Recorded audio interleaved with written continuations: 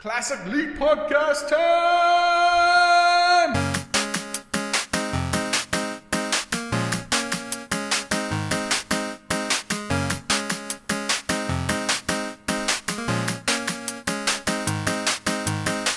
Hello, everyone, and welcome to episode 251 of the Classic Elite Podcast.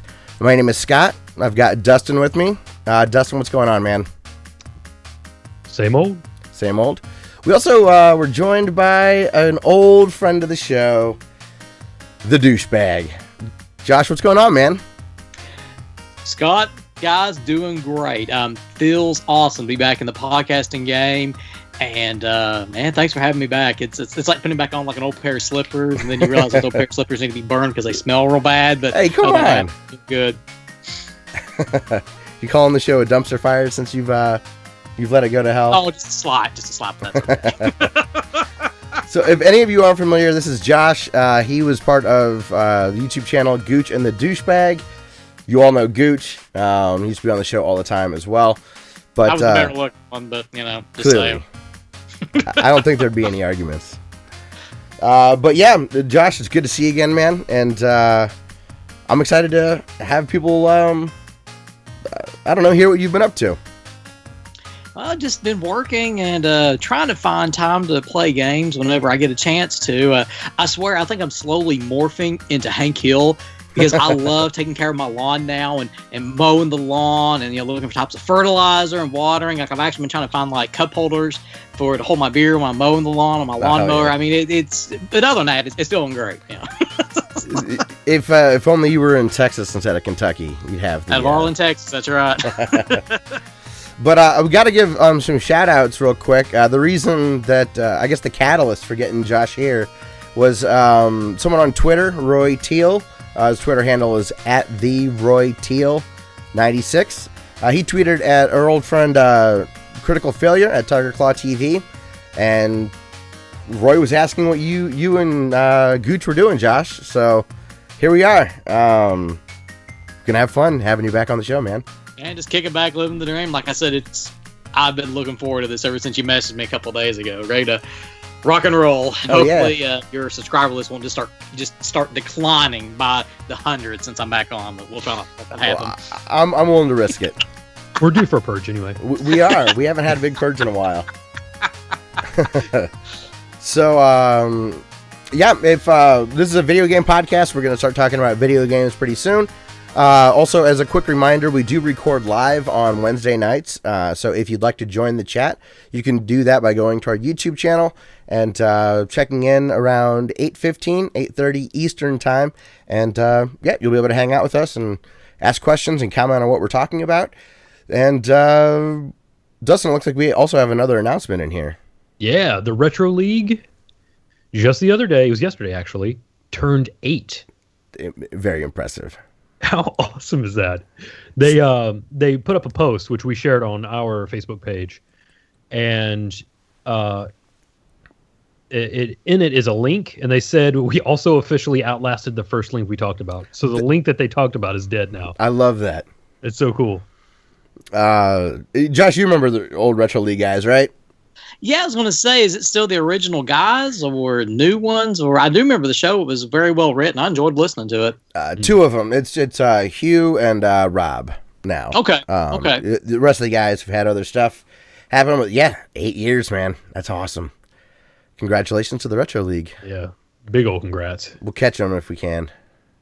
Right. So yeah, let's get into some news this week. And Dustin, how dare Cuphead allow over 1 million copies to sell in the first 2 weeks? Don't they know that some people shouldn't play this game? Right. Congratulations to Cuphead guys. Over 1 million copies. And I think only 3 people made it. Like, that's unbelievable. DB, you said that you're interested in Cuphead, right? But you haven't played it yet? I've seen videos of it. I guess what intrigued me the most is it looks like you're watching a very classic cartoony style video game / mix, like a cartoon right out of maybe like the 50s and 60s, maybe even earlier than that. I love the art style. Now, correct me if I'm wrong, but hadn't this game been in development for multiple years before it was even released? Yes. I don't know how long, though. I think it was first announced as far as they had demos and were showing the game off in 2015. Okay, so it's been a couple of years at least. It's been years, yeah. And then I believe, I might have this a little wrong, but apparently some of their initial feedback was, hey, this is only boss fights. You should have some side-scrolling levels in there. And they went back and added some extra stuff to the game. Good deal. It's incredible. It's so much fun. And I am... I guess I'll talk about it when we get to my thing. But I did want to bring notice to the fact that Cuphead has been wildly successful. And that's awesome. Congratulations to them. Always love hearing stories, too, about indie developers that make it big, unlike our bigger companies that just don't want to share the pie with anybody else. I love seeing stories, especially making these quality games. And I think a part of the reason I love indie games so much is because you do get this niche thing. Cuphead plays like Contra. I love Contra, but I wouldn't expect Contra to come out today and sell like Grand Theft Auto does or something like that. That would be silly, but yeah, $20 at 1 million copies. That's pretty good. Couple weeks. How many hours have you put into the game, Scott? I'm at 19 or 20. So basically, so far, $1 an hour, and probably many more hours to come. So definitely well money spent. The satisfaction of beating some of these bosses is like, it's overwhelming at times. Like, this is so awesome. I love this game. Yeah, it's great. So definitely congratulations to Cuphead for being such a financial success as well. Josh, when you play it and when you see it in person, it's unbelievable to play from a visual perspective.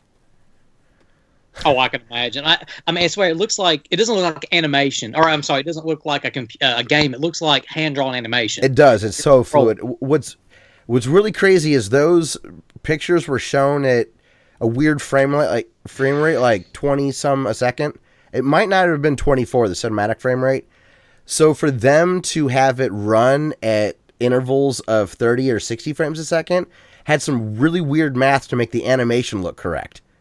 I was like, that's freaking smart. I never would have thought about it like that. Hey, DB, we know you don't have the chat open, but Tony is in chat, and he says, DB, my long-lost Kentucky lover. That's my 6'7" giant there. It's not what I thought you were going to talk about at first. You were like, my 6 foot. I'm like, whoa.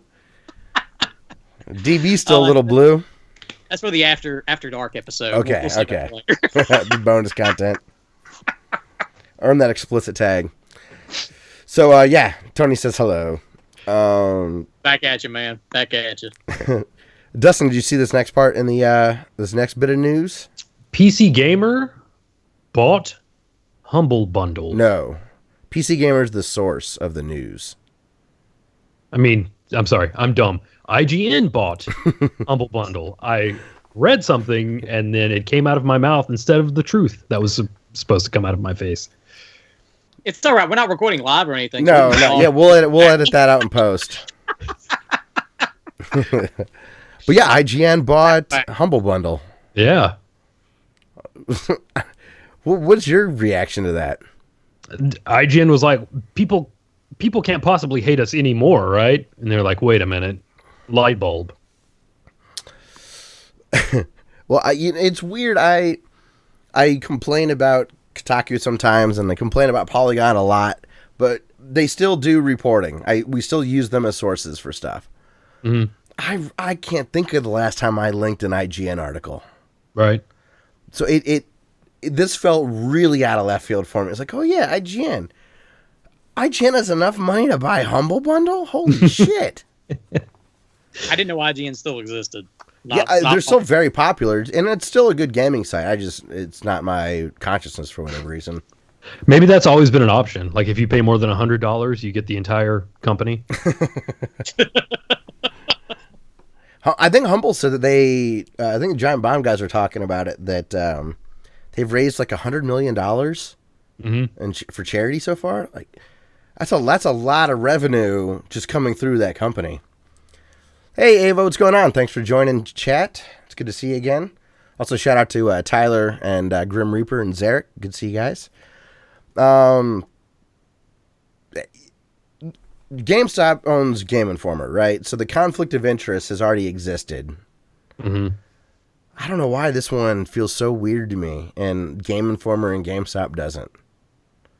Like, Nintendo Power didn't feel weird, or doesn't even still sound weird, even though it's just an advertisement magazine for them. Well, Nintendo Power back in the day too was an honest, No, it wasn't. an honest magazine, and compared to GameStop, which you just can't trust as far as I can throw them. No, Nintendo Power definitely has some bullshit reviews in there. Oh, they did too, yeah. But it's Nintendo, so it doesn't matter. Exactly. Yeah, they get the pass. Nintendo's like, we're making a movie to sell Mario 3, and we're like, okay. That's a part of my childhood. Nostalgia. And here comes Bob Hoskins and John Leguizamo. What? Yeah. I was so mad. There was a retailer in the UK that was selling Steelbox Blu-ray of Mario Brothers movie, and they canceled my order. I was pissed. And I think they're still the only retailer, so I haven't gotten it. That's a terrible movie, but I want it on Blu-ray. Yeah. But I'm one of the few people. My wish list of terrible 90s movies on Blu-ray is growing. Samantha Mathis. It's terrible, but at the same time, it's almost intriguing. And, it's like a relic now to think that, I mean, if you think about it, too, way back before video game movies even started coming out, and you're given the script, okay, you've got two guys that are plumbers, and you got to save the princess and beat this dragon by eating mushrooms. What are you going to come up with? It's kind of hard to craft something. They clearly were like, hi, watching Blade Runner, and they're like, yeah, we'll just throw some fungus in here. Samantha Mathis, nice reference, man. I never would have gotten the actress's name. I had to do a stealth Google there. Although, they are better protagonists than Deckard. Zarek's going to punch you through the internet. I cannot wait to see Blade Runner 2049, though, just since the Arrival director, Denis Villeneuve or whatever, he's got a French name, so I'm going to struggle with it. Or he is French. Arrival's so awesome. I can't wait to see Blade Runner now. What are your thoughts, DB, on Blade Runner? Did you ever watch it? A very, very, very long time ago. Like, I not enough to where I can even comment on it. Except, wasn't Blade Runner a lot of inspiration for Kojima in making some of his games? Yeah. What was it? Snatcher from the Sega CD. Didn't that have a lot of influence with it? Yes. Yep. Very much. That's all I got on that. Sorry. Zarek says they pulled it off with Mortal Kombat. There's no storyline. They just made it just like the game, and people loved it. That's true, but Mortal Kombat came out after the Mario Brothers movie did too. I remember my friend Brent in high school telling me that maybe it was 7th grade. I forget when that came out. But he was like, hey, I went and saw Mortal Kombat, and I liked it. I was like, really? It was like 94, 95. I was in middle school. I was in middle school when it came out, so I remember it coming out. I would have been in middle school then. I mean, it's better than Annihilation. Oh my god, that was yes. It was fun. It was definitely, my expectations were low even then, so it was a pleasant surprise. I wasn't very critical of movies when I was a kid, so if I was hesitant, it was guilty pleasure. Street Fighter, Jean-Claude Van Damme. Oh my, it's so terrible. It's just awesome. I haven't seen that, God, in a long time. All I know is Raul Julia's last. Was that the one that, or was that a commercial, Dustin, that I was talking about a Hulk green dude? What's Blanco like in this? He's just a green dude. Just a green guy? Painted green. Okay. Orange wig on his head. Yeah. Yeah, pretty much. Terrible. But yeah, IGN dipping their toe in a bit of a conflict of interest, and I'll be interested to see how that works out. What a weird thing, though, for editors, because Humble publishes games now, too, so they don't just sell games, they also publish games. So are the editors ethically not supposed to review games they publish? That wouldn't make any wouldn't make any business sense. Maybe it's a sign of the times. Maybe they're transitioning to this while they can. And their content will be ancillary to that stuff. Yeah. Okay. Yeah. Since everybody and their grandmother has a YouTube channel now with better production value, or production values as good as IGN is capable of. That's a good point. I mean, if you have a mid-level or high-end phone, $20 stand on Amazon, and you can make a really good YouTube channel and give the same content that they can.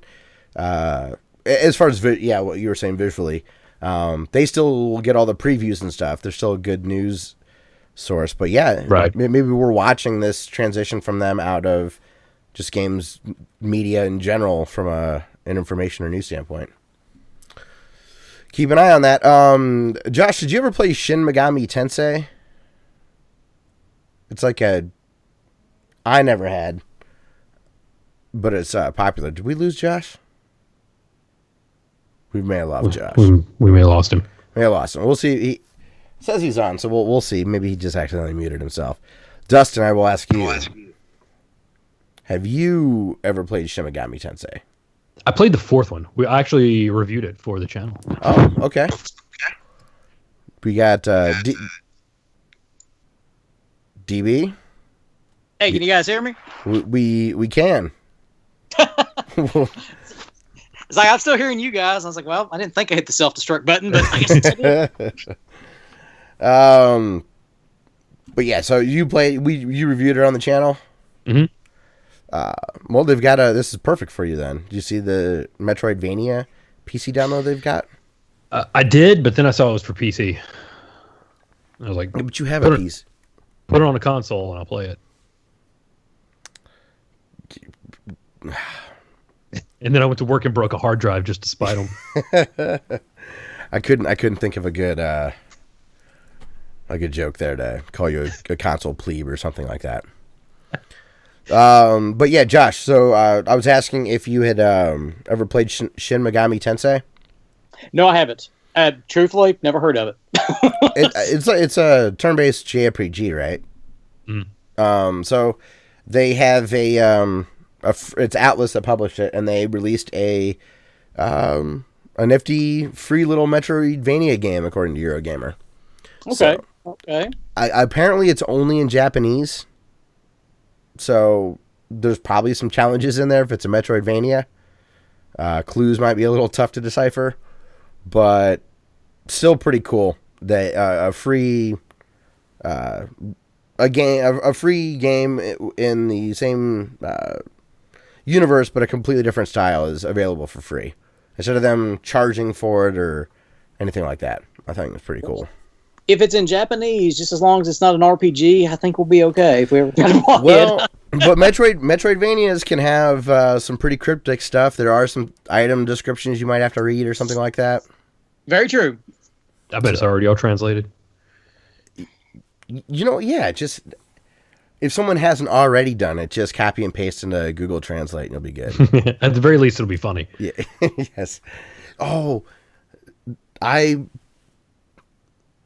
played Rocket League, and did we talk about the screenshot of a Japanese programmer trying to make up American names for a baseball team?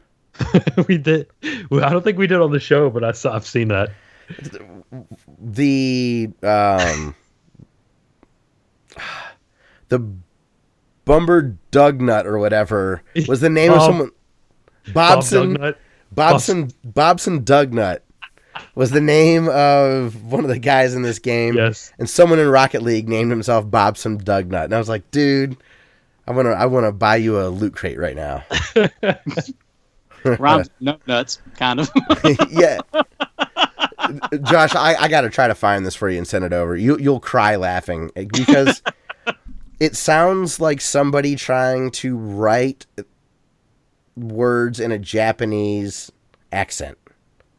You can't as you read these names, you can't help but say as it sounds like it's a Japanese accent because there's this really weird, close but really far away American names. It's great. Hey, Babs, what's going on? Good to see you. Josh, Xbox One had a dashboard update. Have you happened to see this or download it at all? Well, I've actually got it downloading right now on my Xbox, so I haven't had a chance to experiment with it.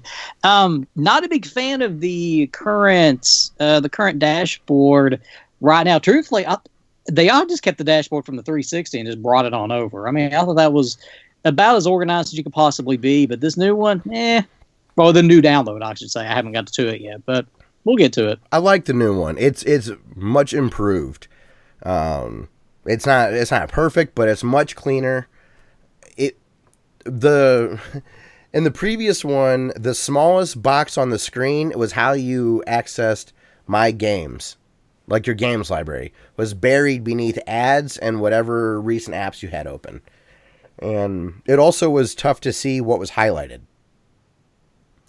So now they have got that corrected. It's easy to see what's highlighted. The performance is much faster. And it looks better. Now, do you still have the computer voice still turned on? Or did you turn that off first thing whenever you fired up your system? Cortana or whatever? Oh, my God. That drove me nuts. I was glad you'd actually turn it off and this thing came on. I was like, what is that? I was ready to throw my fist in the TV. It was getting on my nerves so bad. No, I didn't. I don't have a Kinect. I got the white Xbox One S, and it didn't come with a Kinect. Okay. So you're not missing anything. Let me tell you. I'm so used to voice-controlled stuff, part of me wants it. My controller doesn't always wirelessly turn on my Xbox. If my Xbox hasn't been brought out of sleep mode for, 48 hours, my controller won't wake it up. Really? Yeah, it's really bizarre. And I'm not the only one that has this issue, and software updates have not corrected it yet. So I wouldn't mind having the ability to talk to it when my controller's not working, to have it fire up. Because then it would connect right away. That's a very expensive solution to a problem that shouldn't exist. Most definitely. Considering how much you had to pay for the system to begin with. My 360 can be off for 10 years. I put fresh batteries in it. It will just fire up. I don't know why the Xbox One doesn't. Post Red Ring of Death crisis. It's not that bad. It's pretty funny, though, how wide open these things are now. Bab says that her PS3 used to do that same thing years ago. I don't know. It's not the worst thing in the world. It's annoying. That's all. I think I just always have my controllers wired. I've never run into that. Oh. Well, that also is an option. I gotta tell you, I'm still a fan of the wired controllers. Man, I'm just a little bit more old school, but you don't have to worry about batteries or recharging your batteries and this and that. You've always got that solid control, and you never have to worry about your controller, kicking off in a pivotal moment and you're trying to kill a monster or throw that game-winning touchdown or something of that nature. That's true. Yeah. Now, I have, over time, invested in rechargeable batteries, those Analogues. That's been incredible as far as wireless stuff has gone. But it does not prevent what Josh is talking about as far as a game. The controller could still die in the middle of gameplay.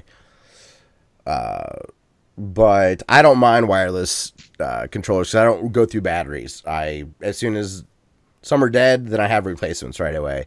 And I don't have to go buy new ones. I don't like controllers, though. I use, Josh, you'll probably hate me for this, but I bought a Bluetooth dongle to stick into my Super Nintendo so that I can use a PS4 controller with a real Super Nintendo. Interesting. Almost blasphemy, but interesting. I'll say that. No, you're right. I'm not going to argue with you on the blasphemy part. It makes recording stuff way easier. And if I do have some cable extensions, but if they're not far enough, it allows people to sit on my couch and play. So, yeah. Ain't no complaints out of me. The PS4 it's a pretty comfy controller. Now, I do prefer the Xbox controllers over the PlayStation controllers. I always have. But it's not the worst controller I've ever seen. That probably goes to the Atari Jaguar. But other than that. I would say the Xbox One S, the white one, is my favorite controller I've ever used. It is pretty sweet. It is very comfortable. I've not. You ever been tempted to get one of those Elite Xbox controllers? Like $150. Seen them, interested, yes. Going to pay that kind of money for a controller? Absolutely not. No, I'm cheap. Yeah. If it was given to me, well, I'd try it out, but well, sure. I'm not going to spend money for it, yeah. I mean, a sweet deal, something like that. Yeah, I wanted to just mention, I noticed that the dashboard, I like the improvements. So the next music, or I said music, Dustin, you're contagious. Sorry. I just did the same thing. Josh, you have the show notes up. Do you see the next item we have? About Sony and Nintendo? Yeah, isn't this crazy? Gosh, ever since the days, the PlayStation and when Nintendo was going to make the CD add-on for the Super Nintendo. You know, it's Did you see that someone found a prototype of that last year? I did see pictures cool? of that, yeah. They were onto something there if, Sony hadn't been, backstabbing bastards, but, that's what they did. Well, I thought Nintendo was the assholes in that one. Am I wrong? Well, I'm going to be biased with Nintendo a little bit. It was a little bit both parties. And then they mutually decided to split. Gotcha. I'm kind of a little more Nintendo Sega fanboy, but always going to be. So. Zarek says that he has an Elite controller and loves it. So it's worth it for him. Were you saying you'll always be a Nintendo fanboy? No, Nintendo Sega fanboy. Yeah, gotcha. Just living in the past, the 16-bit era. Slowly coming up. So are we. But Sony is publishing indie games on the Switch and the PC. And it's I think it's a division, if I read this correctly, from Sony Music. Not Sony directly, but doesn't this feel kind of like Konami and Ultra? Yeah, that's what I was thinking of.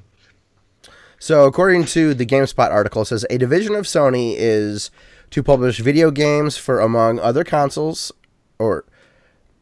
Oh, sorry, I read that poorly. A division of Sony is to publish video games for, among other consoles, Switch. The company has announced. Sony Music Entertainment has launched a new publishing label called Unties? Go with it. I don't know why that... If you're talking... What is that, a verb? An action word? Mm-hmm. If you're talking about untying, it wouldn't be weird, but it's as a noun, so it's throwing me off. Called Unties. It says, whose upcoming project titled Tiny Metal will be coming to the Switch, PC, and PS4. Hey, good to see you, Tony. Thanks for stopping by, man. Peace out, dude. Later, man. Didn't know you're leaving, but okay. So, yeah, you want to talk about blasphemy, Josh? Sony publishing on Nintendo. Why would Sony be publishing on Nintendo? I can see PC reaching out to the computer market, but wouldn't you think that Sony would want to keep these games on the Sony network themselves? That's just me thinking. I could be wrong. I think that my gut tells me that they're like, okay, Sony, as a brand, we can't publish on Nintendo.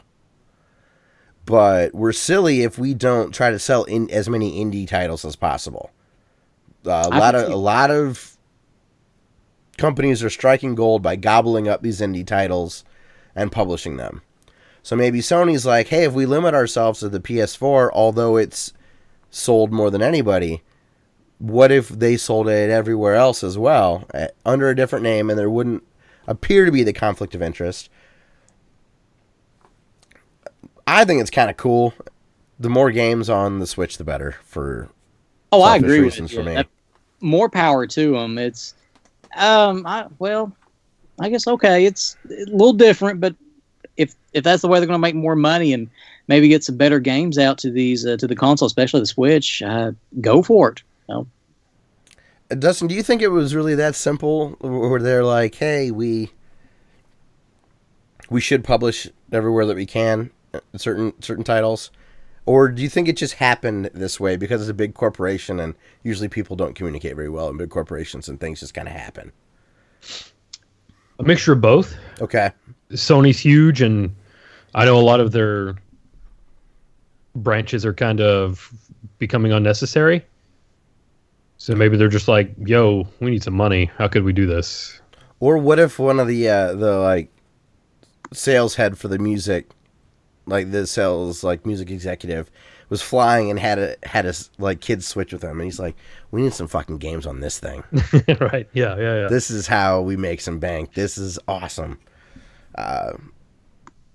It's funny that they have to come up with another subsidiary name for it. You know, Unties, it looks like Ultra. Like, this really is coming together for me. Yeah, I was blown away when I found out Ultra was just a way for Konami to get around the amount of titles that Nintendo restricted them to. Yeah.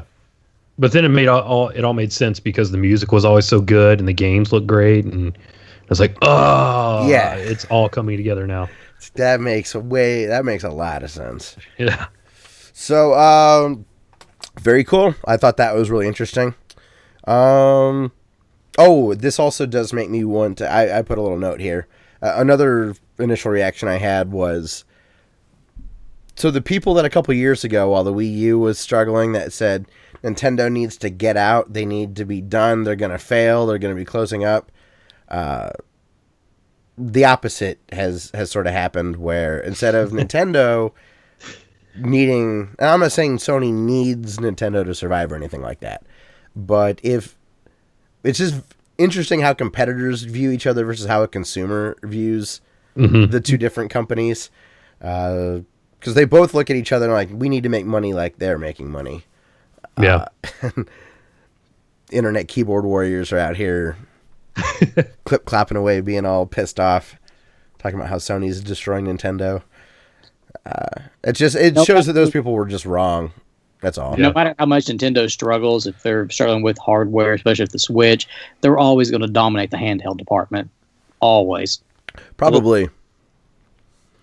They've been able to do it without the,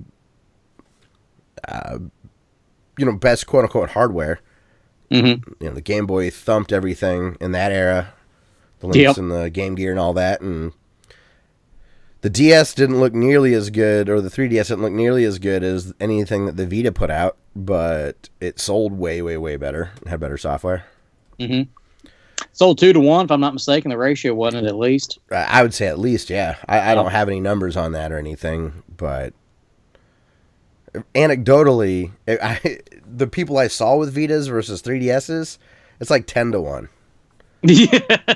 But also I was at like conventions, so there was the social aspect. There was no Vita social stuff, but Nintendo had all that social stuff built in. So you had like a video game or anime convention, and you got people just buried in their DSs walking past one another. As Eric says, let's be honest, Apple has dominated the handheld market. Yes, that's true. There's a lot of people that play Angry Birds and stuff on their iPhones. Like Ellie, we got people loving Ellie. It was that game. It's your favorite. Dustin, we got some bad news coming up. Do you want to be the breaker of the story? Oh my gosh. Pour one out for my homies, guys. Just pour it all out. EA shutting down Visceral Games. Right as I start playing through Dead Space. There was something poetic about that. Yeah. You're playing the new Game Plus when EA would not let them. Yeah. Their new Game Plus is in the unemployment line. Hopefully, this also really affects, aside from your fandom of Dead Space and all that stuff, I guess they were working on a Star Wars game that's now in limbo as far as what they're going to do. Yeah. I don't know. Did you ever play? If anybody ever comes to you, if you're in the video game business, and they're like, "Yo, we want you to make the Star Wars game," no, stay away. Don't do it. Yeah, don't do it. Jim Sterling made a comment. He's like, "If EA comes to buy your company, don't do it. They will shut you down." I think Star Wars is also fair. I mean, they shut down LucasArts. Yeah. If LucasArts isn't allowed to make Star Wars anymore. Maybe it's Disney. Disney's just like, them, kill him, dead. The mouse. Thumb down. Silent killer. They're gonna come after Cuphead next. But yeah, that's it as far as some of the. No, it's not. There's a couple other quick things here. Okay. So we're gonna save Star Trek Discovery talk for just a second here, DB. Analogue NT, the makers of the super expensive but incredibly awesome Analogue NT NES consoles, the $450, $500 NES clone. They are now making a Super Nintendo clone. It's also going to be FPGA, which, if you're not familiar, is a CPU that is fully programmable, which is why it's called FPGA. It's fully programmable grade array, I think. And it allows you to use this chip to mimic anything that older consoles were doing prior. So you could get the clock speed the same. Carts will think that it's running on real hardware. So they're doing that with the SNES, and it's going to be a lot cheaper. They're going to use a high-end plastic instead of machining with aluminum. So Dustin, this is only going to be $200, and it's up for pre-order. If I didn't have that OSSC, I'd be placing a pre-order. Yeah. You can take your old games, like your old SNES games, and play it on 1080p with the system. Yes. Am I reading this correctly? You are reading that correctly.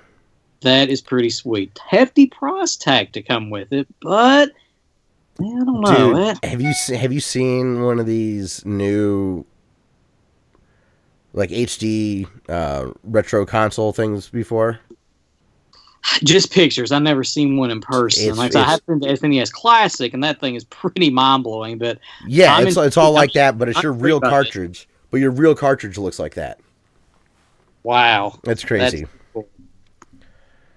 Hey, we got Kevin of the Para Nerds, Josh. He came by to say hi.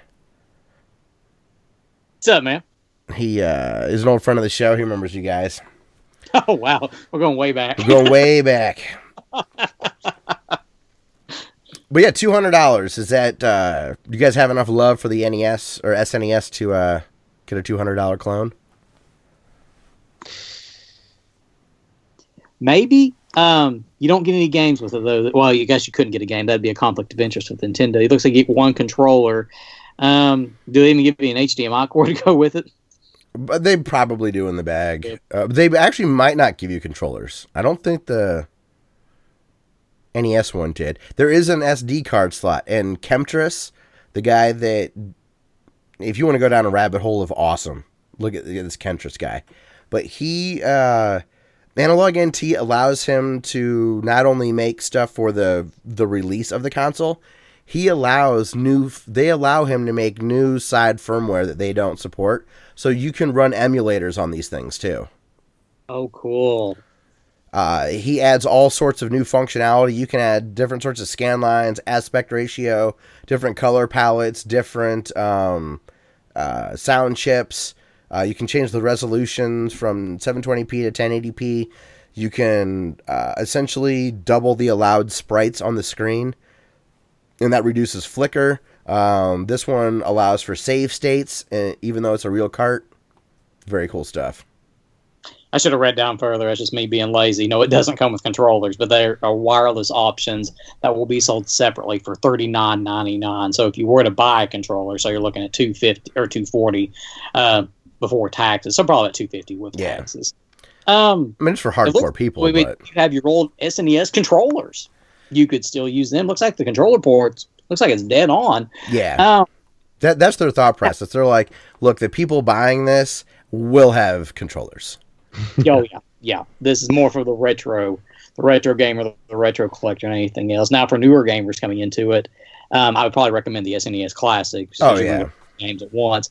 I would be somewhat intrigued by them. I love my Super Nintendo. I still love it, and to see it in high def, those games. I mean, especially for games that were made back in the early '90s, that HDMI and high def, that was what even a dream. It didn't exist.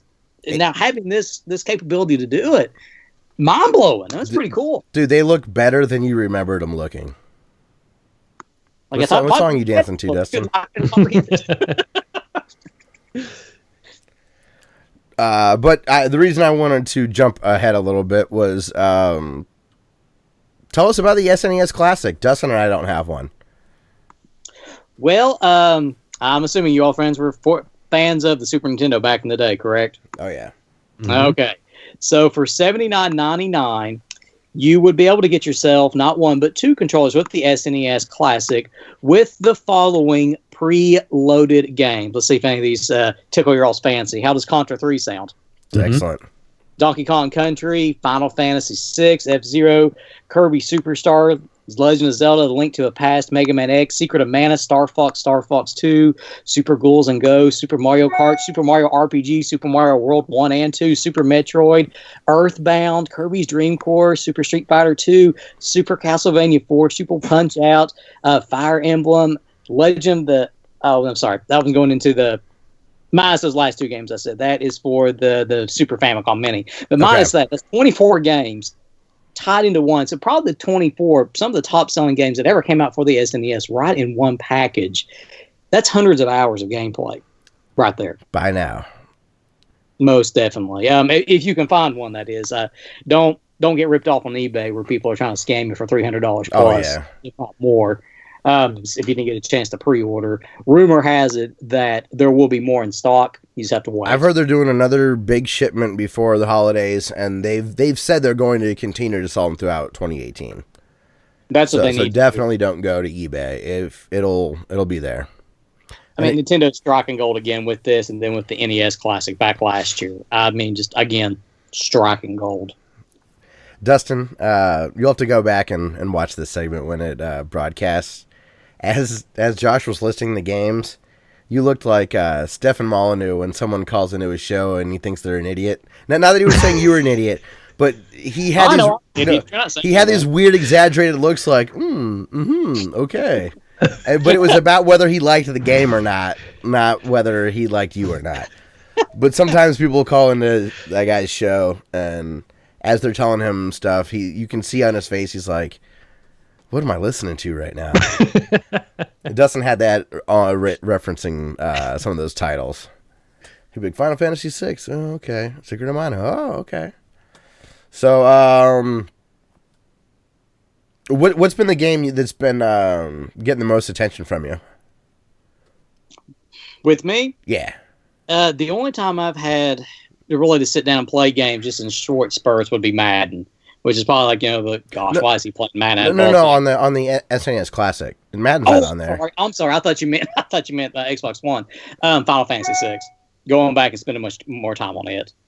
I mean, that's one of the greatest Final Fantasy games ever made, in my opinion. So it's when I try to find time, I play it. That's the one? Cool. I need to play that game. Tony and I swear we're going to do it. We'll see. I've never played it. Neither has Tony. So our plan was to play through the game at the same time and then have a couple of like mini podcasts that were sort of like a book club where we talk about issues we've had, what's happening in the story, what we like, what we don't like, that kind of stuff. Interesting idea. I like that. So we'll see. But I mean, it's a 30-40 hour game? 40 hours minimum, if I'm not mistaken. It's been a while since I've beaten the original, but to do everything, get the secret characters, level up everybody, getting the true ending minus no one dying, yeah, you're probably on 40 hours plus. I've got the walkthrough printed out, so I mean I'm getting there. Josh, someone in chat, our friend Eric says, but it doesn't have Chrono Trigger. 0 out of 10. Worst SNES ever. Doesn't have Chrono Trigger. Good point. But you're not going to please everybody either. That's true.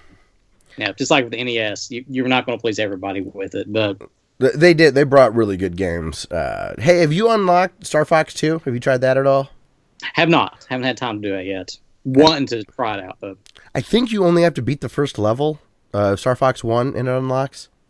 I think so. I haven't had mine that long, to be honest with you. I've only just got to tinker with it. Gotcha. But, yeah, I think that's all you have to do.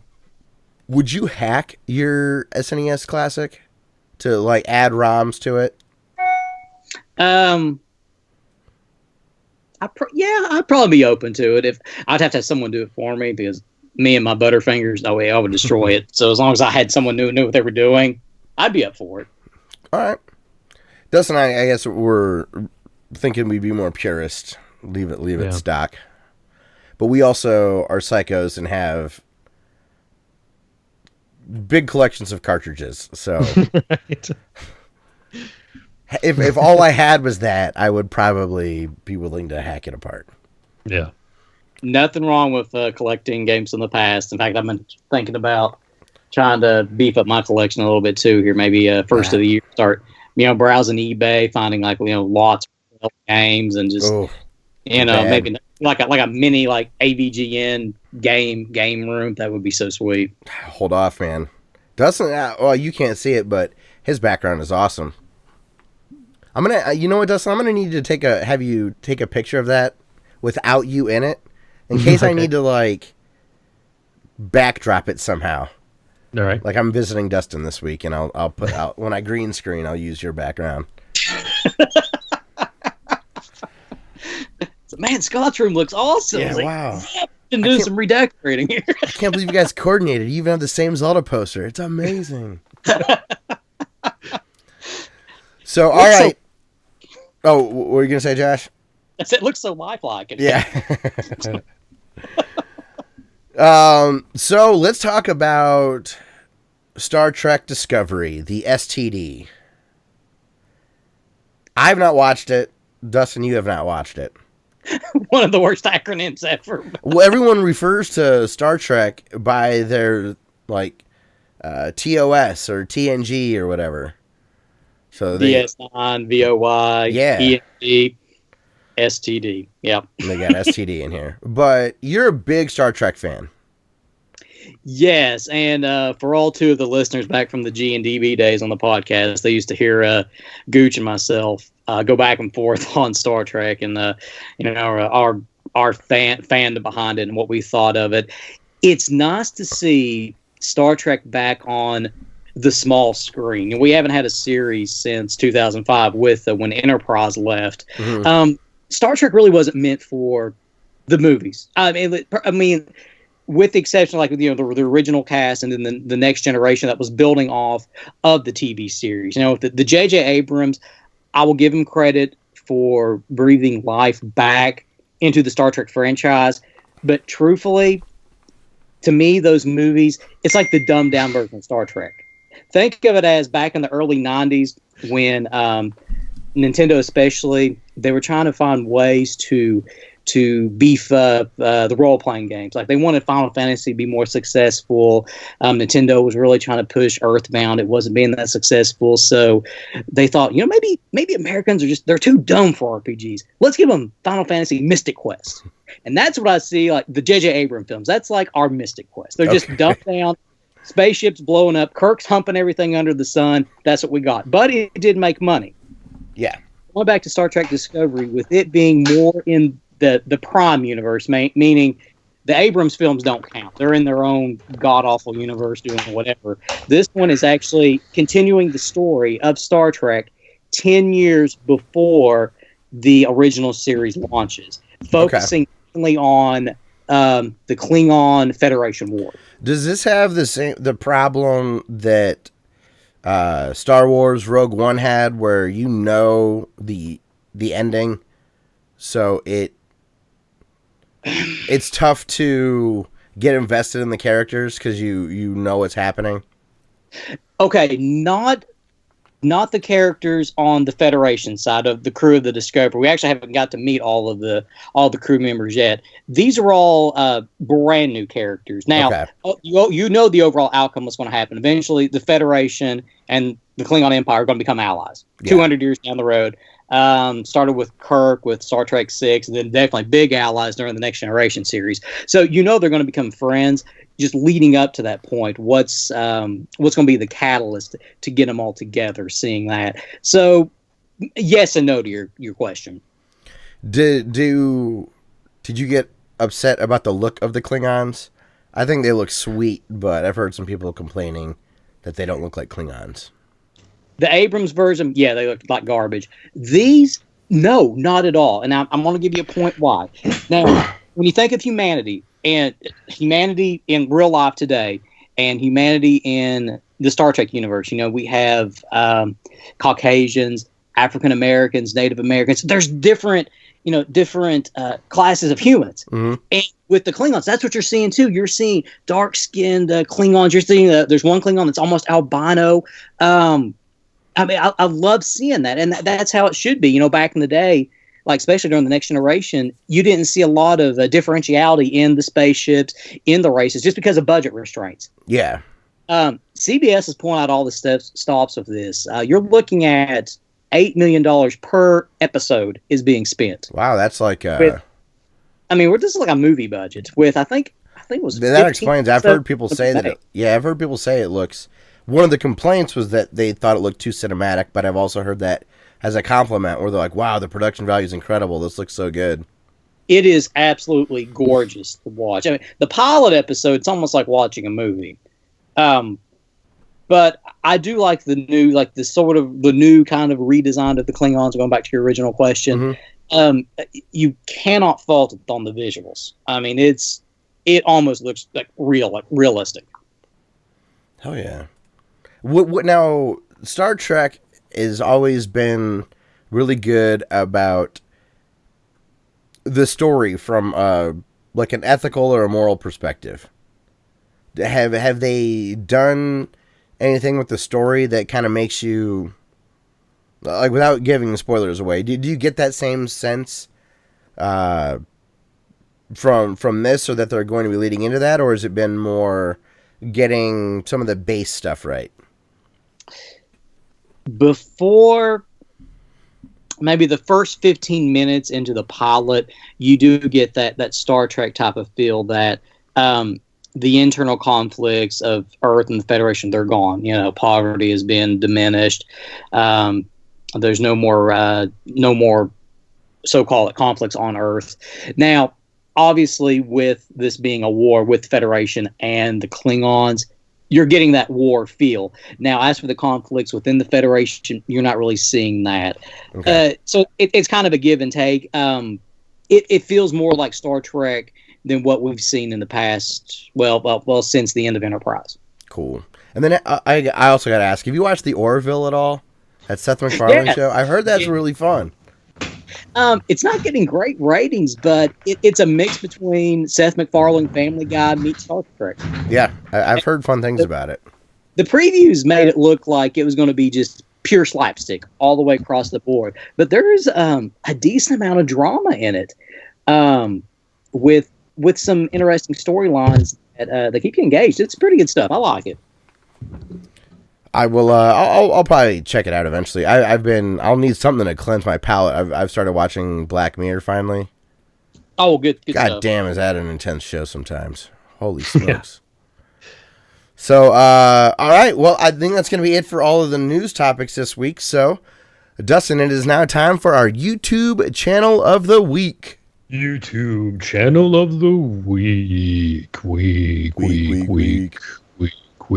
This week, it is going to be, a quick shout out to John Learned. Episode 20 is out. It's the finale. Oh, nice. So if you are hearing this now, go watch the annotated Symphony of the Night. You can binge watch it, episode 0 through 20. It is a comprehensive breakdown of Symphony of the Night and the inspiration for literally every monster and item in the game. Short of explaining every single pixel, it's like as intensive as you can get. Yeah. Or extensive. Not intensive. Extensive. But the real YouTube channel of the week is going to be She Says, or the YouTube/user/name is Pancake and Waffle. Which I thought was really funny. But it's a channel that does a series called Boundary Break, where they free the camera from the perspective given to you by the developers, and they just take it all around the map. Oh, sweet. And they do this for like a billion different games. I've seen it they did it for GoldenEye, Mario 64, The Last of Us. Cool. Like, they've done a lot of games. The one I featured is Dark Souls, because it was amazing to see how much detail FromSoft put into everything in that game. Like the guy doing the series was several times he was taken aback at how much detail they put into things that you will never see. You will never see. And I think that's probably one of the reasons that game resonates with people so much. Yeah, because you keep digging and there's something to find. Yeah. This is an amazing concept. Oh wow, this is pretty cool. Yeah. I'm gonna watch this. And then I'm gonna check out to see what other games. I love the idea of looking behind a curtain. Mm-hmm. And also, it will give you just small glimpses into how developers pull things off, which I like. Yeah, like if you've ever wondered where a character was before they spawn into a cutscene, there's a good chance you'll be able to see it here in the in these. There was a weird bug when you talk about where things are going. Mm-hmm. When I was watching the Witcher documentary from NoClip, there was a bug during development where if you use a certain keyboard shortcut like Control-Z mm-hmm. to like take an art asset away, there was a bug, and what it would do is it would just drop it into another specific part of the world. And I forget if they didn't catch it or somehow, I forget exactly how they found it, but they finally found that things weren't actually deleting. They were just teleporting to this one random place in the middle of nowhere.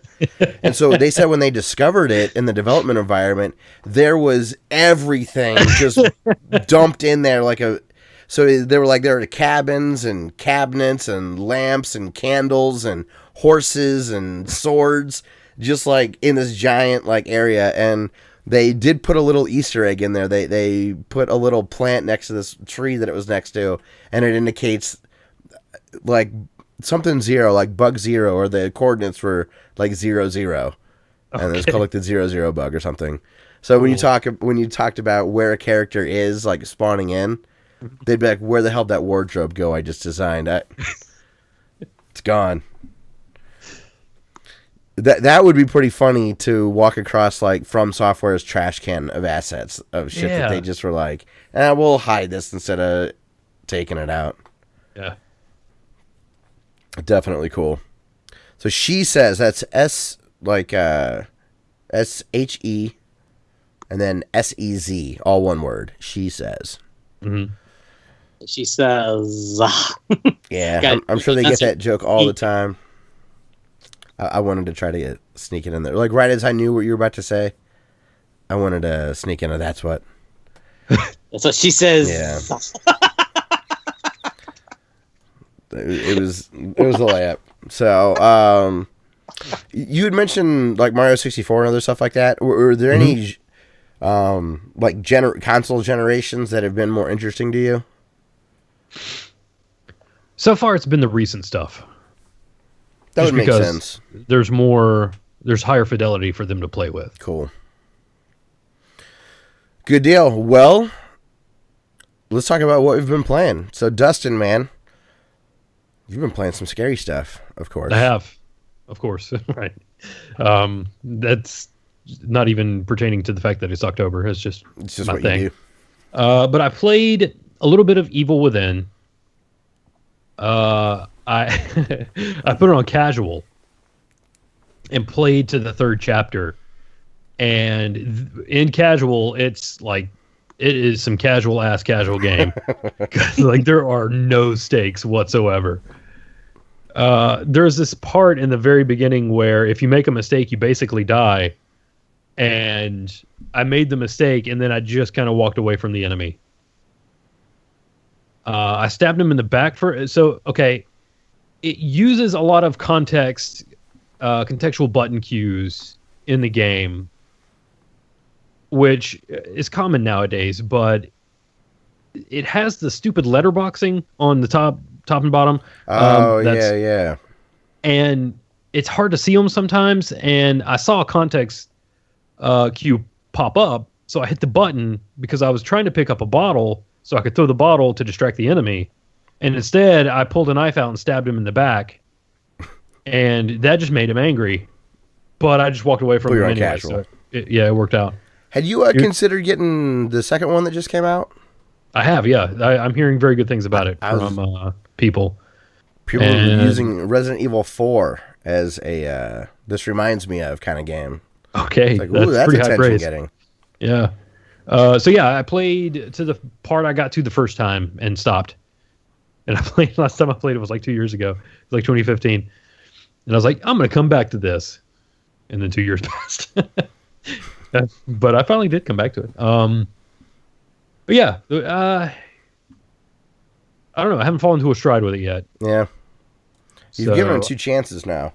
Yeah, we'll see what happens. Is this yeah, this will be PS4 because that's been out for a while. Mm-hmm. It's amazing where time goes, isn't it? Yeah. I'm kidding. Oh, back on our last subject, Zarek says this reminds me of something. The Fallout 3 engine was so terrible it was easier to make a giant train helmet and put it on someone's head rather than make a real moving train. That sounds about right. But wow, that's some janky. So, wow. I just picture like being able to look like the She Says people, and you look below the tracks, and there's just like a body under each car, just like being shuffled along.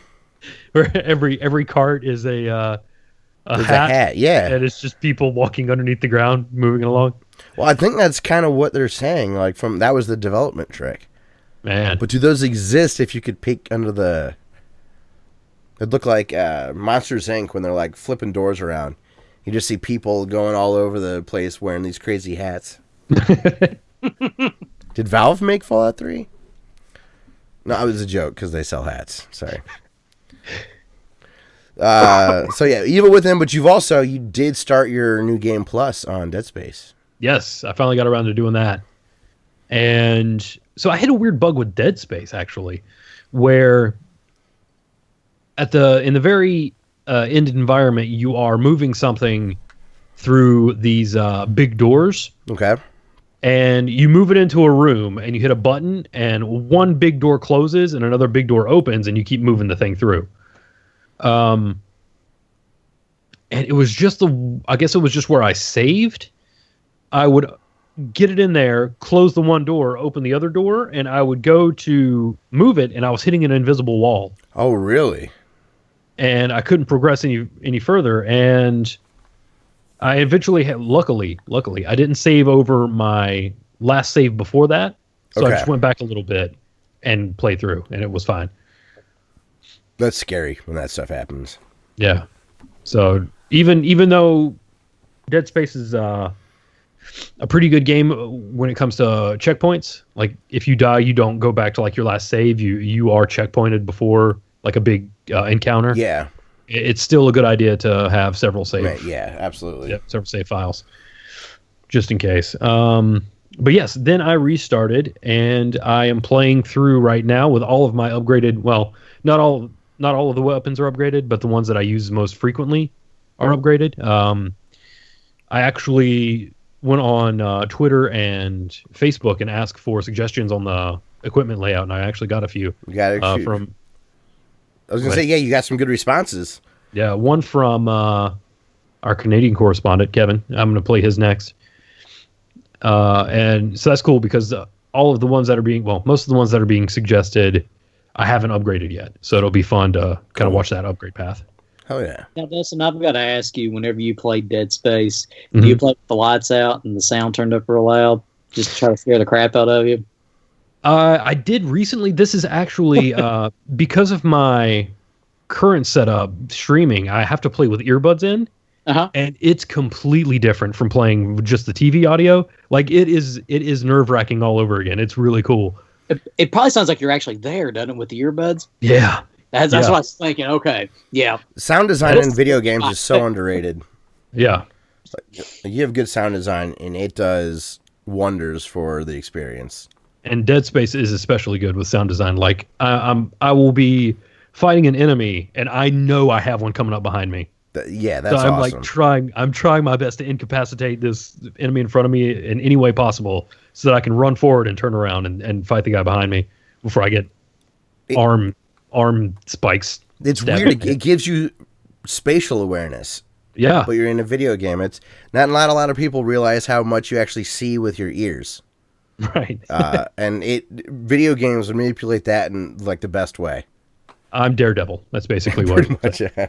Hey, there is no shame in having to change your pants multiple times while playing Dead Space. It happens to me plenty of times. So hey, I just play on plastic tarp now. I don't even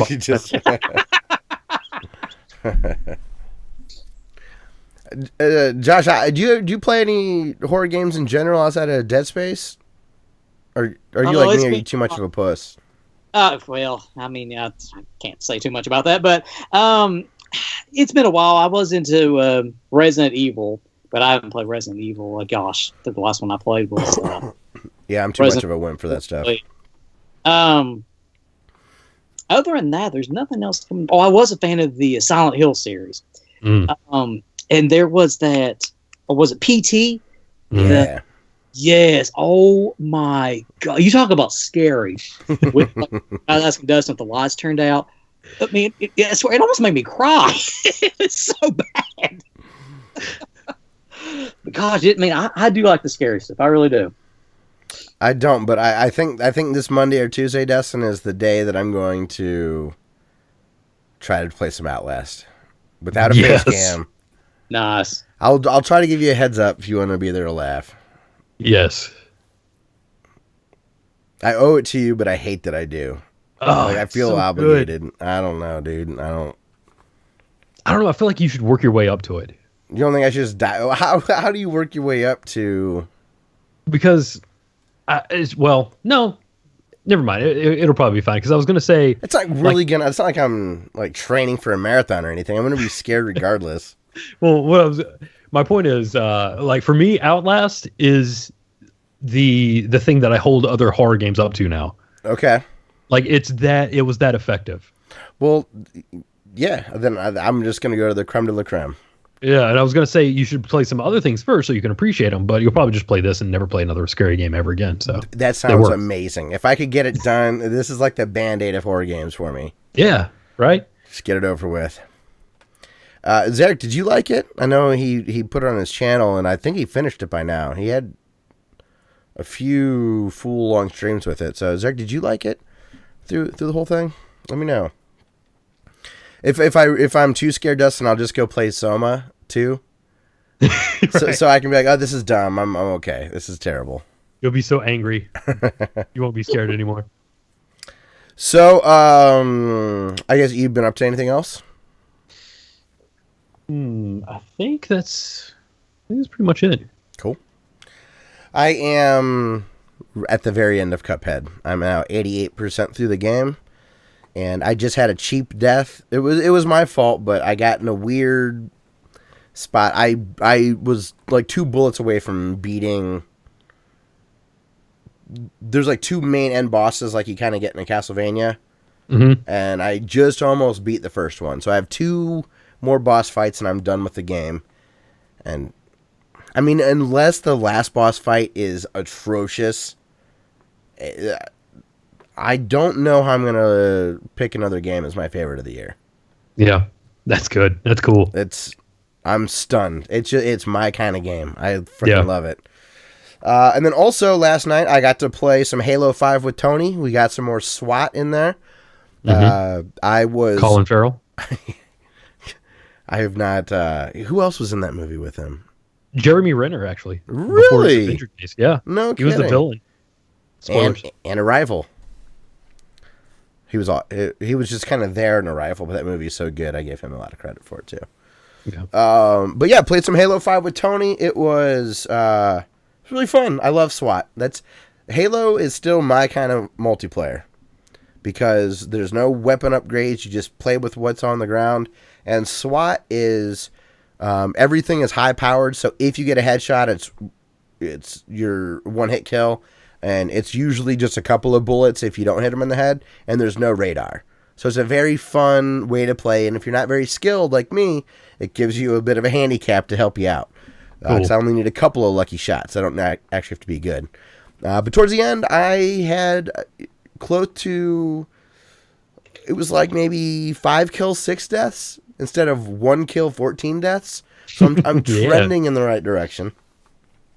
But that's pretty much been it as far as what I've been playing. I did play a little bit of Contra 3 today. I don't know what made me want to just play a little bit of Super Nintendo on a CRT, but I did that. I played until I got a game over. I'm like, okay, I'm done. But Super Nintendo looks so good on a CRT too. I'm glad I have that set up. I only have it so I can play Duck Hunt. The few times I play that. Everyone's like, oh, you got old games? Everyone asks if I have Duck Hunt. Unless they're like hardcore into games. Mm-hmm. But if someone's like, oh, I remember Nintendo. Do you have Duck Hunt? Yes, I do. Get your beers ready. We're going to go play a game. Zarek says that he did... It was launched with every single damn Nintendo ever made. I mean, you know. That Mario. Oh, Mario comes out next Tuesday. Mario Odyssey. I know. That game still feels like it's a year away. Right? No, dude, it's next Tuesday. What? 6 days and we get a brand new Super Mario. I gotta go buy a Switch real quick. The Switch's first year has been absolutely incredible. There are so many good games on that. I forgot. I've also been playing some more Golf Story. And Sonic Mania is excellent on it. The Blaster Master remake was really good. You got Breath of the Wild, Mario Kart 8, Super Mario Odyssey is probably going to be really good. I mean, there's ARMS, I guess, is pretty good. There's a lot for a first year out of a console. It's really impressive. Yeah. Regarding Outlast, Zarek says, I did beat it and I liked it, but it's not my type of game. He said that he likes to fight back. He says it's hard to pull off, allowing you to fight back, but it makes you scared and feel helpless. Games like Outlast take the easy way. Uh-oh, Dustin. You've made him... Did I read that right? Is he calling Outlast?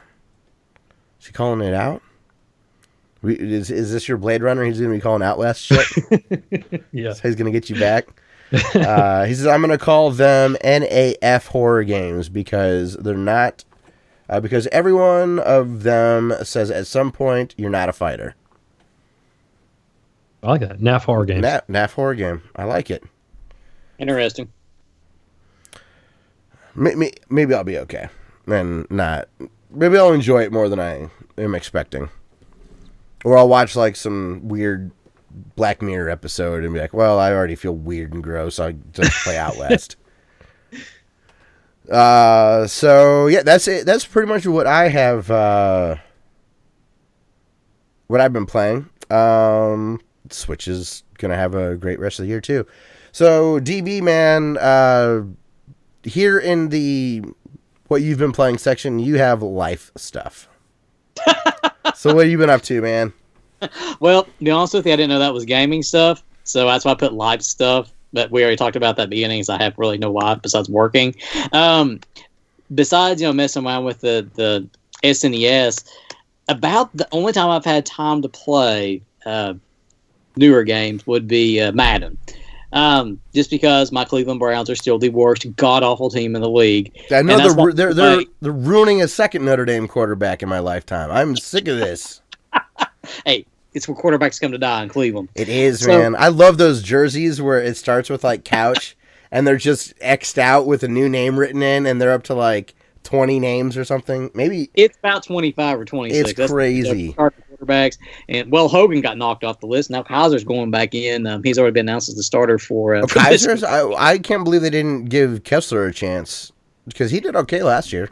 He did all right. He struggled in the preseason, but really, if they're going to go with Kaiser, just stick with him and see what he can do. But really, from a gaming standpoint, Tom Brady couldn't do anything on the Browns.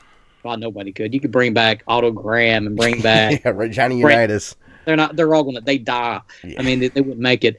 But it's the only way I'm going to see Cleveland win a game, so I'm playing Madden just to try to hold me over a little bit. But hey, I'm a Lions fan, so I know how you feel, man.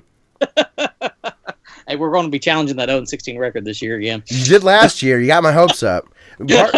Part of me wants the Lions to just have that record to themselves. I don't want to share anything with Cleveland, even if it's the worst record in sports history. So, yeah, man, I guess what's a game that if you had a couple weeks vacation and you're stuck in, so all you can do is play games, what are a couple that you wish you'd have gotten to over the last couple of years? Well, I am going to sit down when I have some free time, but maybe on my next break. I'm finally going to dive into Mass Effect Andromeda. Now, I know that doesn't probably surprise you any, me being like a big Mass Effect nerd, but I'm going to try to just give myself some time to play it and just go in right from the beginning to the end. Because I don't want to start and then, quit playing it and start it back and quit playing it. And eventually I do want to finish Fallout 4 because I'd gotten about 20-some hours into it. Nice. And, eventually finish it. I know these games have been out for quite a while now, but like I said, I'm backed up beyond belief. Did you ever see Ori and the Blind Forest? Heard of it, haven't got to see anything on it, but I've heard the title. Man, it's unbelievable. I played it on PC, but it's on either PC or Xbox, and it's a Metroidvania game, and it's beautiful and awesome. Just wondering if you had tried it. It came out a few years ago. Okay, I'll have to give it a whirl and see what it's about. Yeah, absolutely. What's up, Grim Reaper? Good to see you, man. Graham, what's up, man? So yeah, that's going to be it for what we've been playing. So let's get to our YouTube comments and email. We got an email here from our good buddy Kevin. So I'm going to go ahead and read this. And he says, "Hey guys, every time I hear the new Classic Elite podcast time, I think of Rolling Start from Daytona, USA. He said, I no longer have a... my bad, I cut you off. Do what now? I talked to everyone. What were you saying? Oh, I was saying it's a classic. Daytona USA is my favorite, probably arcade game ever. But awesome. I loved it. I even liked the 64 one, believe it or not. It was good. It was good. And then he says, I no longer have a computer. I haven't had one for 2 years. That's crazy to me. But if I did, I would add that music into the intro. He says, Dustin is having another baby. Right on, brother. Good luck. He says, I threw my drunk away. Oh, okay. I'm misreading this. So is there a joke in here I'm missing, Dustin? He just says, right on, brother. Good luck, brother. I threw my junk away, brother. That's I'm good with one kid. So I think he got a vasectomy. I think he got snipped. Oh, okay. I think that's what he's going for. Gotcha. He says, seriously, all the best, man. Can't wait to hear stories about Ness. I'm assuming that's the name. Ness. How can I sell that to Tim? I was going to say, good luck. Ness or SNES? You gotta lowball it. You gotta set expectations. You gotta go with a horrible name that you push really hard for. And compromise. Gertrude. Yeah, compromise. Gertrude, come on. Yeah, there you go. No, we're not doing Gertrude. How about Ness? Bubbles. But you gotta really lean, you gotta be willing to not talk to her over Gertrude. Pretend you're in a really big fight. Manage expectations. As soon as she says no, just punch a hole in the drywall. Don't hit a stud, though. That could get sideways on you real fast. Ooh. She's like, why are you checking the wall? Are you hanging something? No, just in case I get mad later. Nothing? Nothing. He also says, then, sharp turn left. He says, I have an SNES Classic, but I don't have it to tell people I have it, although I'm doing that right now. I actually am playing it. He says, I was a Genesis kid, so I never owned an SNES as a child. Now I have 3 of them for some reason. He says, I am playing the games and actually playing them like they were intended to be played. No save states from the SNES, but the save within the game. He says, remember with Mega Man 2, I literally wrote down the passwords instead of having the passwords state because I'm hardcore. Yeah. I was doing that with Castlevania. I was taking pictures of the Castlevania save screen. Mm-hmm. And I'm not saying which pattern, but one of the patterns to unlock my cell phone is inspired from Mega Man 2 code, because I knew that so well. Were you? Did you ever take a picture and then forget what your name was in Castlevania 4? Oh, do you need to write in? I always called myself Scott. So if I would say, if I would have named my character Dustin, it wouldn't. The code wouldn't work. Yeah, that was one of the bad things. Like you write down a password back in the day, like Buttface or something, and was I Dick Brain or Buttface that day? Damn. The worst passwords were the ones where you had so many characters and you would have numbers looking like letters. Oh God, yes. God, y'all remember the Goonies 2 on the NES? I have that. I have not played it. Oh, that password screen was atrocious. Like, Really? you'd have to write down multiple characters. You didn't know if it was saying, like, I1, L. I mean, you just didn't know. Yeah. The Switch, when you're entering a password, no, when you're redeeming a code, it does not have O's and zeros. So one of those is always grayed out if you're entering a code. Okay. Which is nice. So it's either O's are never in any code they give, or a zero never is. I forget which way it is. But they're grayed out. Those ones that DB's talking about getting confusing, which is cool. And then, so tip to the cap to you there, Kevin, playing it the real way, not the cheat way. I got an achievement for doing that with the Disney Afternoon Classic. Ooh. I beat one of those games without using the rewind feature, something like that, and they gave me an achievement. And I'm like, I was just bored and wanted to kill 20 minutes. All right. He also says, I beat Donkey Kong Country for the first time, as I had never been able to get a good ROM to work on the emulators. It said Donkey Kong would turn gray if I told my wife I beat this game, then I died. It says, this game is brutally hard, although it's more on me and my impatience than the game itself. Now he's currently playing Super Metroid. That's one I need to get to. He says, because I'm in the Metroidvania mood, I'm also playing Guacamelee on the Vita, as I've heard it's a Metroidvania sort of game, and it is. It's really good, albeit a tad short. He says, I don't plan to mod my NES Classic or SNES Classic because A, I don't want to risk messing it up, and B, I have a Wii with the SNES games on it, so there's no complaints there. He said, except Kirby's Dream Course. He says, that's a shitty game. He says, I'm so jealous of Xbox One having rights to Cuphead. I really want to play that game. I love the style and I love how it is sounding. He says, I don't understand the people complaining about the difficulty with the game. When Crash Bandicoot came out, I saw a lot of articles that said, was Crash always this hard? And the answer was, yes, stupid, it was. He says, oh, but the jump boxes and hit detection, and then he starts smashing the keyboard. He says, oh, stop giving excuses, and just because you suck at the game. He said, we need hard games. It's a lot more rewarding to beat a difficult game than it is that lets you literally beat it without touching the controller. Looking at you, Super Mario Brothers Wii U. But yeah, Cuphead looks amazing. Obviously, I love the style and animation as I grew up with a Fleischer Studios cartoon, as my mom also purchased the VHS, 600 cartoons and one cassette. It says, please come to the PS4 and Vita. This is now on to my question of the week. Week. He says, what is a game that was so hard you just said fuck it and never came back? DB, what about you, man? What's a game that you're like, this is too hard, I'm done, I'm not playing this? Give me a second on that one. I've got some ideas. Come back to me. Sure.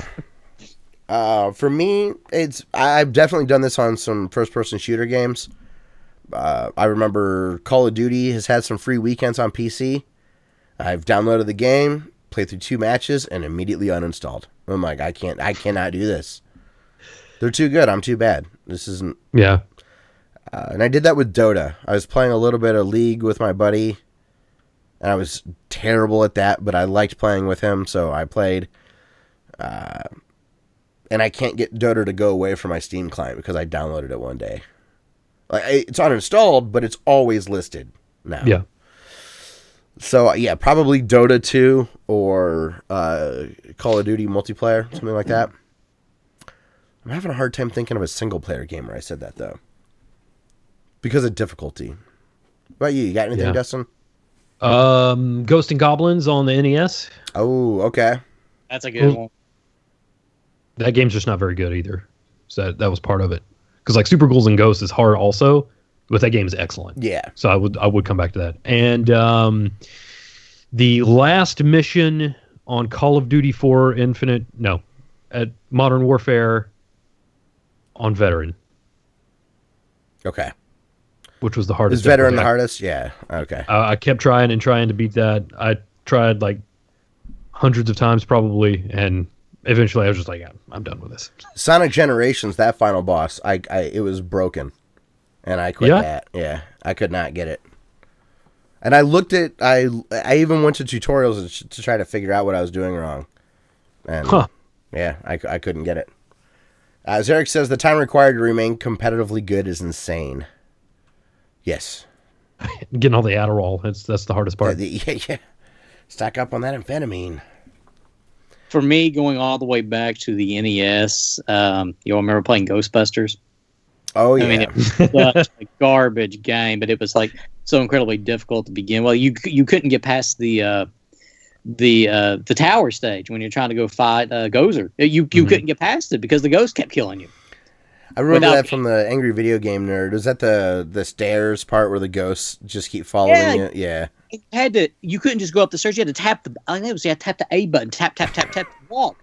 Well, I mean, it's incredible. So if you didn't have like a turbo button or turbo controller on top of it with the Game Genie, you weren't getting past that level. I'm trying to think of some older ones. I had definitely fired up some turn-based RPGs and turned them right off again. I remember renting Willow and not liking Willow. I probably would now. Yeah, I don't know. Such a good question to put you on the spot, and you're like, that'd be a good topic for next week. Yeah. The original Turtles? Yeah, but I played it enough that I didn't say, like... I kept trying that one, I guess. But yeah, I never was able to beat it. I could make it to the Technodrome, and that's as far as I could get. I couldn't get that far. I never could get inside the Technodrome. I'd always be dead. There was a maze part that I never knew how to get past. Like after the dam, but you're in the cart still. And there's something that you need to do that I saw as an adult that I had no idea that I needed to do as a kid. I was like, oh, I was way off. This sucks. Oh, Mario Brothers. Yes, I forgot about this. Mario Brothers, The Lost Levels. I walked away from that game. It was unfairly hard and terrible. Doki Doki Panic is the real Mario 2. Screw the Lost Levels. I rage quit on stream the Super Mario Lost Levels. That's right. Yeah, that game does suck. I mean, truthfully, that is Mario 2. But yeah, it is stupid hard. It's a ROM hack. It's not. I mean, it's ROM. Yeah, it was officially released, but it was not good. Kevin says, one of mine was Maximum Carnage. As a kid, I never made it to Carnage, and as an adult-ish, I finally made it to him using save states. He writes hackers all funny, like the old AOL hackers. He says, but still, I couldn't beat him. I even went as far as save stating every punch, but the bastard kept knocking me out. I have no idea what the game's ending looked like, and never will. Fuck that game, and it's a cool red cartridge. Always keep up the great work, Kevin, sent from his iPhone. Kevin, sorry I read your email so poorly there. If I remember from Maximum Carnage, you didn't get extra lives, didn't you? You just got one life, and that was it. Once you're dead, you were dead. Oh. I'm not wrong, but I think that's right. Double Dragon 3 was like that. You get one life. Oh, Double Dragon 3 was bullshit. Oh, man. Oh. That was so bad. Good hit. The second one, I played it a bunch, but I hated the controls. I really couldn't get used to that. I'm sure eventually I could, but I always want to kick. And to have to look away to kick is really hard. That's how you do it in real life. Okay, but I don't kick in real life. I kick in video games. I'll get my leg up that high. Yeah, too old for this I shit. can barely make a step. It's the first, when you get into a fight, the first thing you do is you face away from your opponent. Yes. Yep. Open And your then you back. Donkey kick.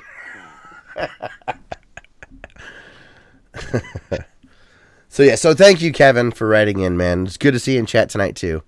Hopefully we'll entertain you again soon. All right, Dustin, we got something from Tony.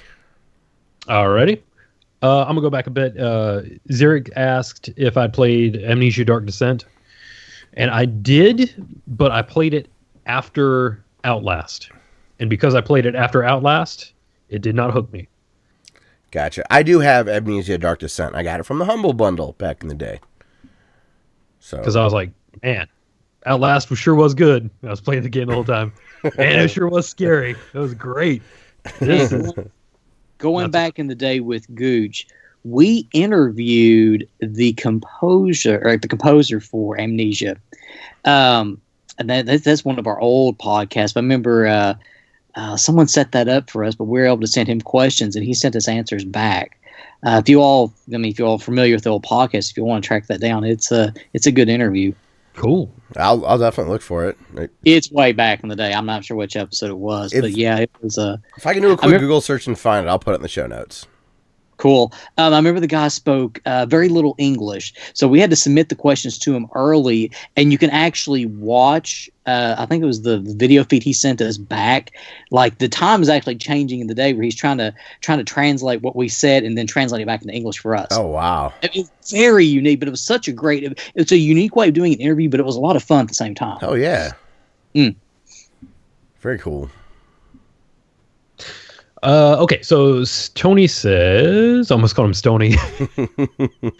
Tony says, hey guys, hope your week is going well. Dustin, congrats. That is awesome. Halfway to 4 kids.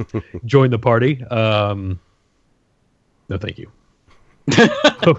Hopefully it's a girl and we're done. Scott, funny that you mentioned the cartoon Rugrats when you called Dustin a toy maker, because that is exactly what I was thinking. Oh gosh, don't talk about the cockroach console.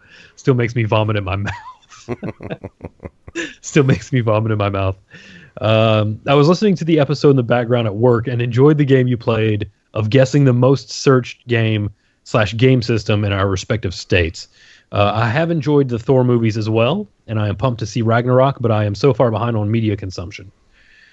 I'm a huge Star Trek fan and still have only seen 2 episodes of Discovery. I've been playing Diablo 3 for the first time, and I'm really enjoying that. Sweet. Line of the week, Scott. YouTube is so great. Dustin. Yes, when it doesn't suck, it's awesome.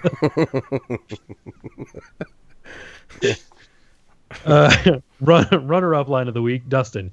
I've been playing a giant sack of shit on my iPhone. Oh, Ellie. Ellie. That Order and Chaos video was so bad. I can't believe it has done that well. It's all timing. If we knew then what we know now.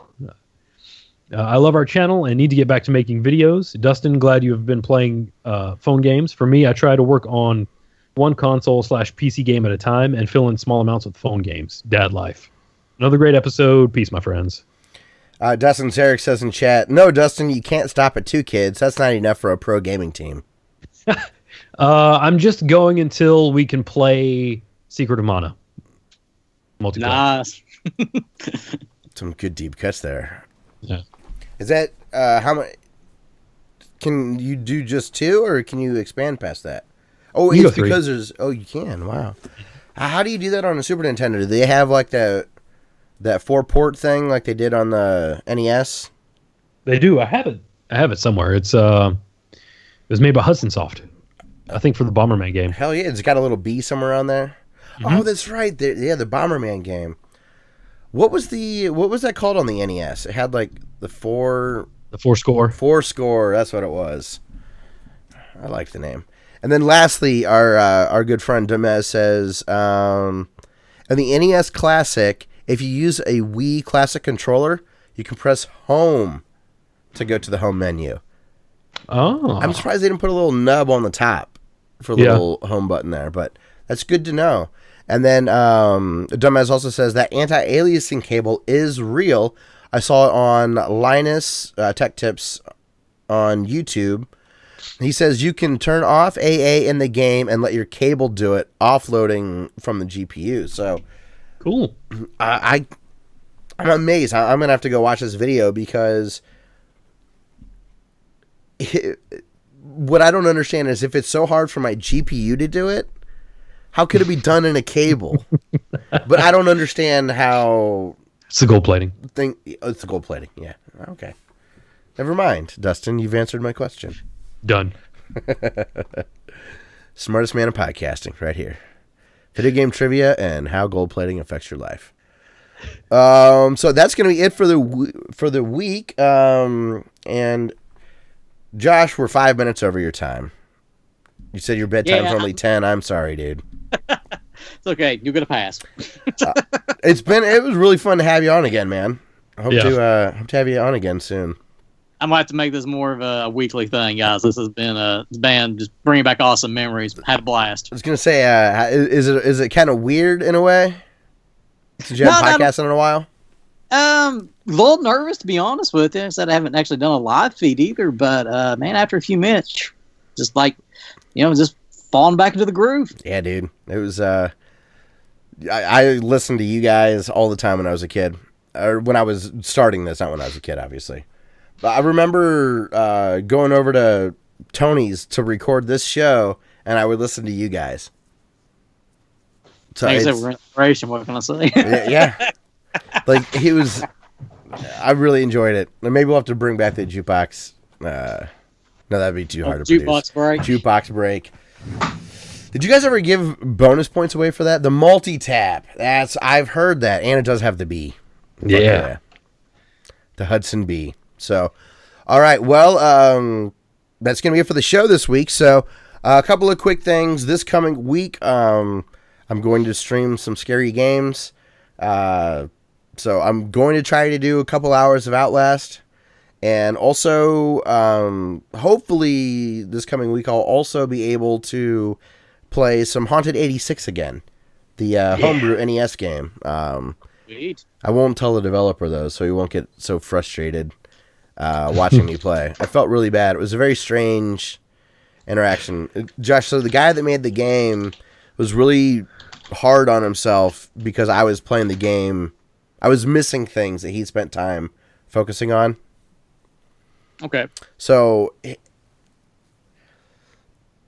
was strange because it was like, dude, just let me play it. Like, I'm having fun, so it shouldn't matter.